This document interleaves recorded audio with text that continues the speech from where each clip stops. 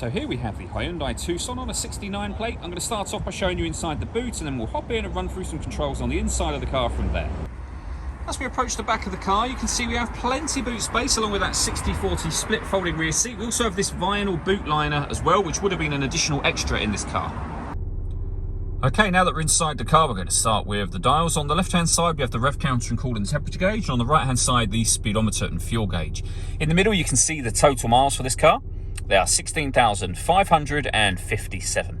Above that, we have a digital readout for the speedometer. You can change information that's displayed there by using buttons on the steering wheel for various bits of trip computer and car information. There are other menus available too, so satellite navigation, tyre pressures, user settings, and then back around to the beginning again.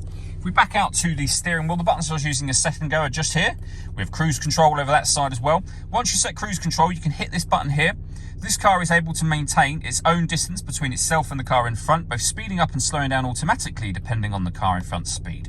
And over on the left-hand side, we have stereo and phone controls for the car. In the center is where you would pair your phone in order that you can use it.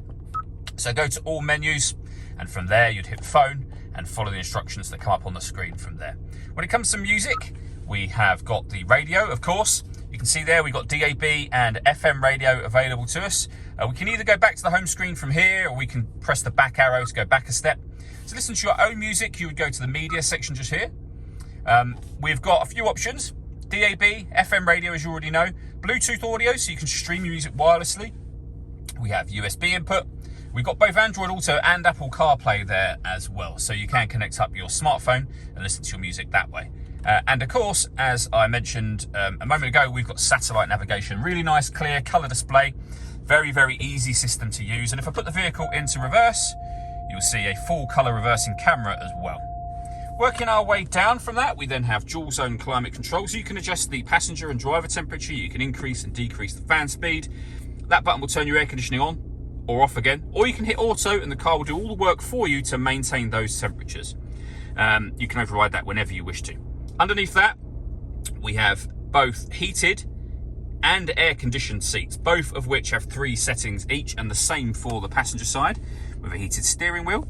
We have 2 12-volt charging sockets along with auxiliary and USB inputs, and then the gear lever for the fully automatic gearbox. We then have these buttons just here, so you can turn the parking sensors on and off. We have an electronic handbrake with an auto hold function. You can change the driving mode of the gearbox from sport to normal. And we've got a camera in the car. So if I put the vehicle into reverse, up on the screen here, we have the reversing camera, and we have a bird's eye view image of the car in the position that it's parked in at the moment. But it goes a couple of steps beyond that, and you can change the camera settings using this button down here. We've then got stop and start. So this car will cut out when it's stationary in traffic to save you fuel. That system is turned off when this light shows, and you can turn on or off the downhill brake control from there as well. The last thing I wanted to mention is the panoramic glass roof that this car has got. So there's a button up here that will open the sliding section, and you can open the front part of that as a proper sunroof as well. All that leaves me to say is thank you for taking the time to watch this video. If you'd like to come and see the car in person and have a test drive, please feel free to call either of our MKA sites. We'd love to hear from you soon.